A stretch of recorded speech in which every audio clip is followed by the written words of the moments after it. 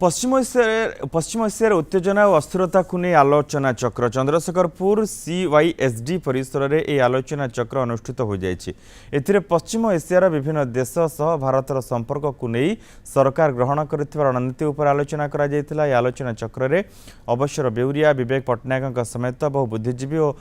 विशेषज्ञ माने भाग नहीं देशर अर्थनीति और नागरिक सुरक्षा उपर गुरुत्व देते।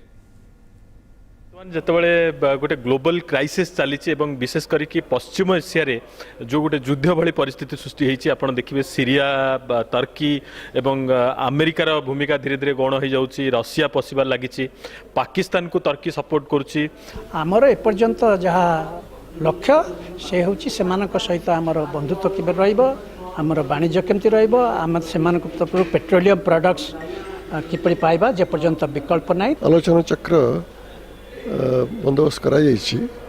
तार उद्देश्य हूँ आमर छात्र मान बुझाई पश्चिम एशियार अवस्था कौन पश्चिम एशियार अवस्था जहाँ तार कौन प्रभाव पड़ो भारत उपर भारतर कौन प्रभाव